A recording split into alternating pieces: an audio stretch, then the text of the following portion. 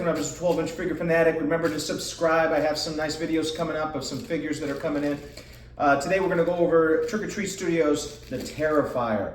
Now, when I first saw this movie, it did kind of terrify me. I realized pretty quickly that this was bringing a whole new level to horror films, especially when they have a naked girl turned upside down and sliced in half from the crotch. It was, yeah, definitely different. Anyways, let's open this figure up and see how it looks.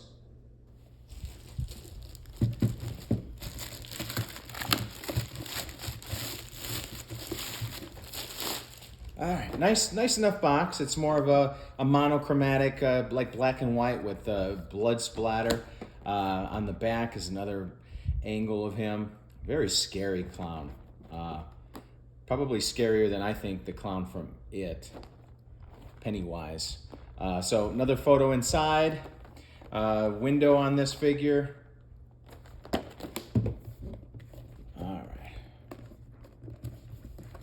I have a theory about why so many children are afraid of clowns.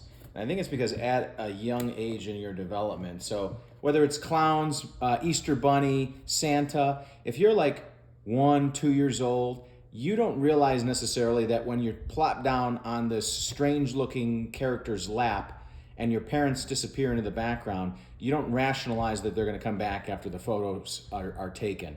So you're left with this crazy looking figure that doesn't look human, and you don't know if your parents are ever coming to rescue. So imagine that from the perspective of a 2-year-old.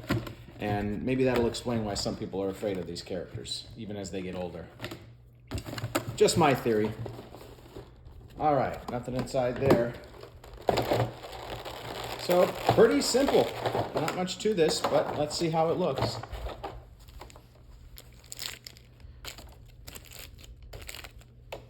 Wow, look at that.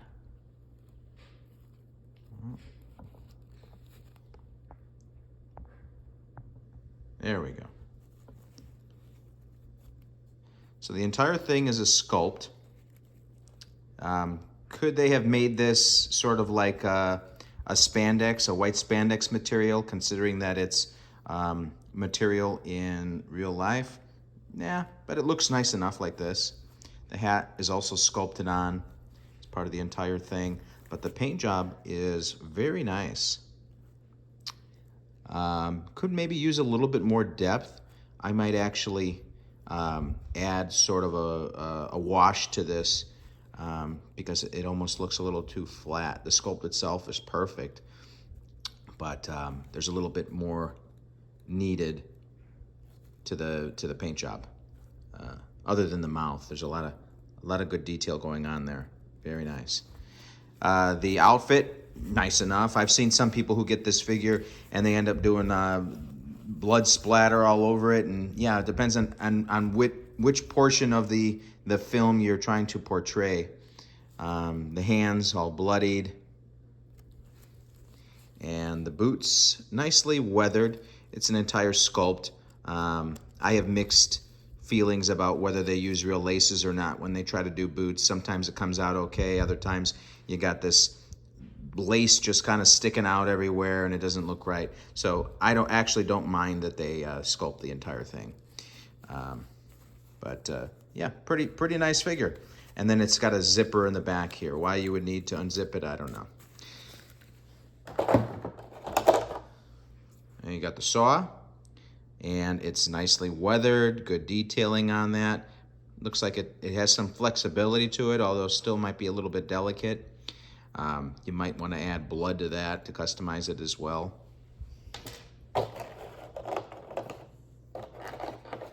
And then 2 extra hands, and one of them is holding a scalpel, and it looks like, yeah, it's affixed, so it's not attached at the fingertips, but it is attached at the base of the palm. So another option for displaying. All right, so let's get this figure set up, and then I'll give you my final thoughts. All right, so here it is set up. Not much to it, like we said. With so little going on with this figure, I think they could have thrown in a nice base to display it on. even if it's just a flat base with the logo of the movie and maybe his name in front of it. But it is a decent figure. I really appreciate it. Like I said, I'll probably weather the head sculpt a little bit to make it look a little bit more dirtier.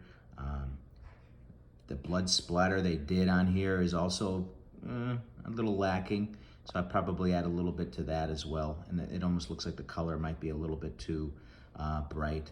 It needs to be a little bit darker. But other than that, I mean, there's a lot of customizing you could do with this figure, and I don't think I'll go as far as doing the blood splatter on the clothing, but at the very least, those details that I mentioned. Overall, I'm going to give this figure an 8.7. It's pretty standard, not much to it, like I said.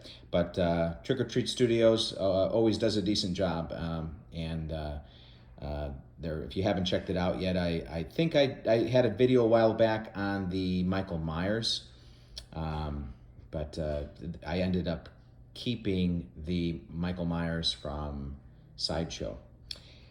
Anyways, thanks for tuning in, and don't forget to subscribe, and I will see you next time.